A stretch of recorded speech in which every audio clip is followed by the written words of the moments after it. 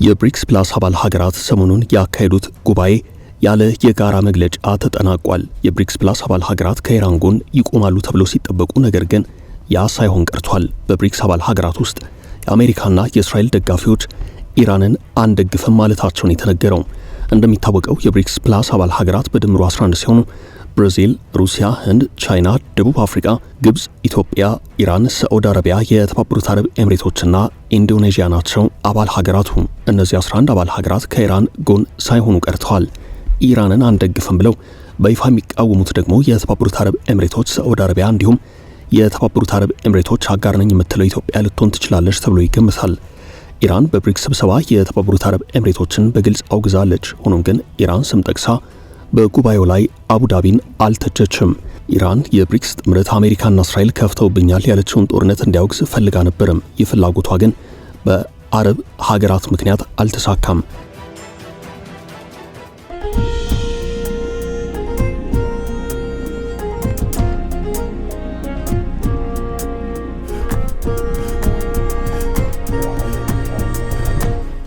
እንደ አቡዳቢ ያሉ ሀገራት ከምዕራባውያን ጋር ያላቸው ስትራቴጂያዊ ግንኙነት ግምት ውስጥ ገብቶ ጥሪውን ለመቀበል ፍላጎት ያሳየ የለም። እዚህ ላይ ኢትዮጵያንም የሚጠቅሱ አሉ። ኢራን የውጭ ጉዳይ ሚኒስትር አባስ አራግቺ የተባበሩት አረብ ኤምሬቶችን ስም ባይጠቅሱም አንድ የብሪክስ አባል ሀገር የመግለጫውን የተወሰኑ ክፍሎች እንዳይጸድቁ አግዷል ብለዋል።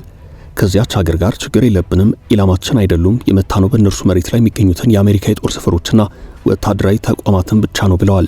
የኢራኑ የውጭ ጉዳይ ሚኒስትር በቀጣይ የብሪክስ ፕላስ የመሪዎች ጉባኤ ለውጥ እንደሚኖር ተስፋ ማድረጋቸውን ገልጸዋል። ኢራን ጎረቤት መሆኗንና ለዘመናት አብረን መኖር እንዳለብን የተሻለ ግንዛቤ ይኖራቸዋል ብዬ አስባለሁ ብለዋል። የብሪክስ አባል ሀገራት ብራዚል፣ ሩሲያ፣ ህንድ፣ ቻይናና ደቡብ አፍሪካ ነበሩ። ከነዚህ ሀገራት በኋላ በ2024 የተቀላቀሉ ሀገራት ደግሞ ግብጽ፣ ኢትዮጵያ፣ ኢራን፣ የተባበሩት አረብ ኤምሬቶች ናቸው። በ2025 ኢንዶኔዥያና ሳዑዲ አረቢያ ይህን ስብስብ ተቀላቅለዋል። ኢራን ከአጋሮቿ ጋር አስፈላጊውን ድጋፍ ማግኘት አልቻለችም። ቻይናም ወደ ትራምፕ ጠጋ ማለትን አብዝተዋል። ለአብነት ያህል ቻይና ኢራን የኒውክሌር ኃይሏን እንድትቀንስ ፍላጎት እንዳሳየች ትራምፕ ለጋዜጠኞች ተናግረዋል። በሌላ በኩል የሩሲያ የኢራንን ኒውክሌር ኃይል ለማገዝ ፍላጎት እንዳላት በብሪክስ አባል ሀገራት ፊት ለፊት እየተነገረ ሆኗል። እንደ አልጀዚራ ዘገባ ከሆነ የሩሲያው ፕሬዝዳንት ቭላዲሚር ፑቲን ወደ ቻይና ሊያቀኑ ነው። አሜሪካ ወደ ቻይና በማቅናት በኢራን ጉዳይ ድጋፍ ከሰበሰበች በኋላ በሚቀጥለው ሳምንት መጠነ ሰፊ ጥቃት በኢራን ላይ እንደምትከፍት እየተነገረ ነው። ኒውዮርክ ታይምስ በዛሬው ዕለት የዋይት ሃውስ ምንጮቹን ዋቢ በማድረግ ባወጣው ዘገባ በቀጣይ ቀናት አሜሪካ ኢራን ላይ መጠነ ሰፊ ጥቃት ለመክፈት ተዘጋጅታለች።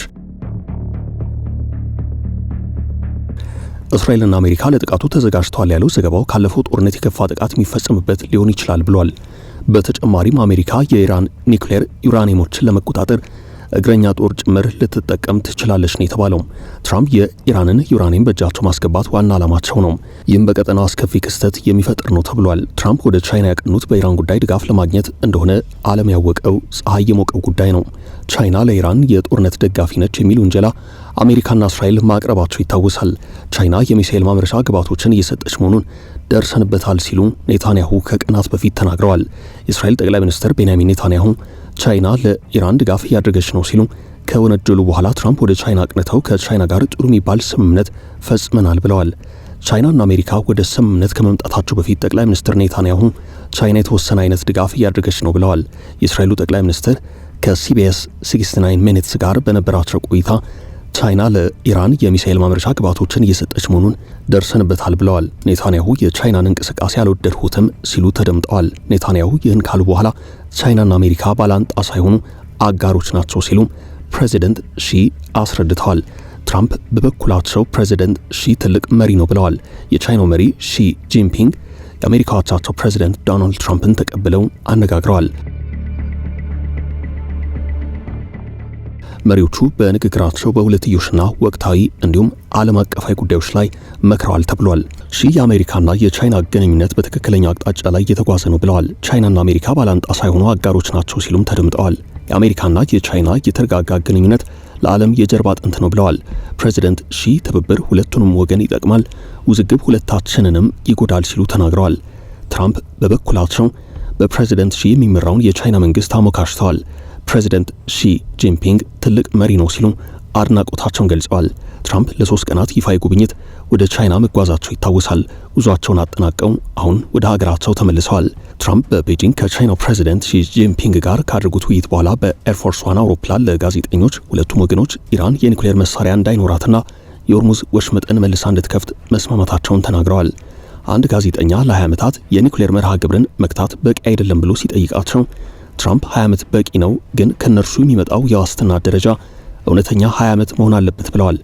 ትራምፕ ቴህራን ለ20 ዓመታት የኒውክሌር መርሃ ግብሯን በትከታ እንደሚቀበሉ ያሳወቁ ሲሆን ይህም ከዚህ በፊት ሙሉ ለሙሉ ማቆም አለባት ከሚለው አቋማቸው ለውጥ ማድረጋቸውን ያሳያል። እውነተኛ 20 ዓመት መሆን አለበት ብለዋል። ቀደም ሲል ፕሬዚደንቱ ኢራን መሳሪያ ማምረት በሚያስችላት ደረጃ ዩራኒየም ማበልጸጓን እንድታቆም የኒውክሌር መሳሪያ ፈጽሞ እንዳትታጠቅ ጠይቀው ነበርም። ፕሬዚደንቱ በኢራን ላይ ያላቸው ተስፋ እየተሟጠጠ እንደሆነ የተናገሩ ሲሆን እስካሁን በሚደረጉ ንግግሮች ወደ መፍትሄ ለመድረስ የታየ ምንም ምልክት የለም።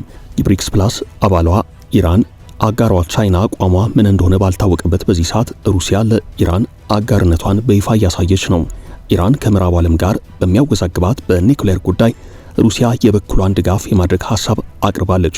ኢራን የውጭ ጉዳይ ሚኒስትር አባስ አራጋቺ በትናንትናው ዕለት ኒው ዴልሂ ውስጥ በሰጡት መግለጫ በሩሲያ ጉብኝታቸው ወቅት ከቭላዲሚር ፑቲን ጋር ስለ ዩራኒየም ጉዳይ መነጋገራቸውን ገልጸው ድጋፍ ለመስጠት ላቀረቡት ሐሳብ አመስግኗቸዋል።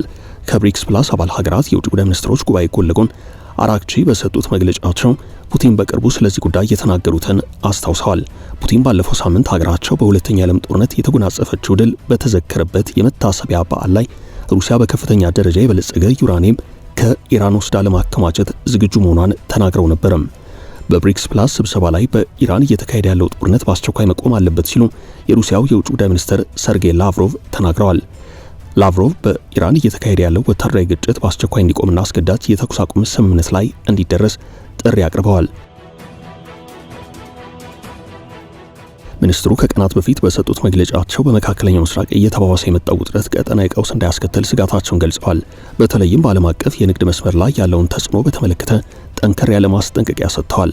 ላቭሮቭ በኢራን ላይ የሚሰነዘሩ ጥቃቶች በአፋጣኝ እንዲቆሙና የዲፕሎማሲ መፍትሄ እንዲፈለግለት አሳስበዋል።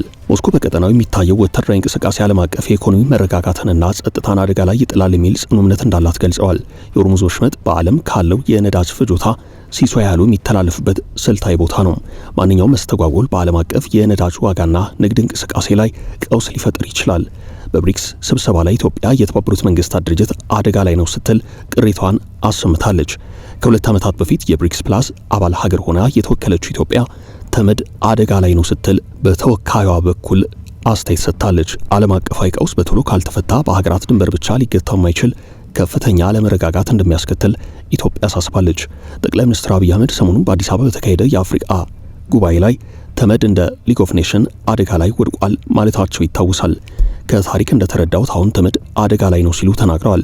ጠቅላይ ሚኒስትር አብይ ይህን ያሉት የተባበሩት መንግስታት ድርጅት ዋና ጸሐፊ አንቶኒዮ ጉተሬዥ ባሉበት ነው።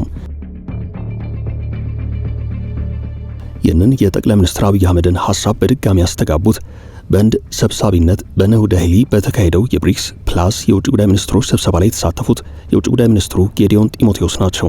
ሚኒስትሩ ስብሰባው ላይ ባደረጉት ንግግር ሁሉንም ሀገራት በፍትሃዊነት የሚያገለግል ዓለም አቀፋዊ ስርዓት ለመገንባት የተቀናጀ የባለ ብዙ ወገን የዲፕሎማሲ አስፈላጊነት ላይ አጽንኦት ሰጥተዋል።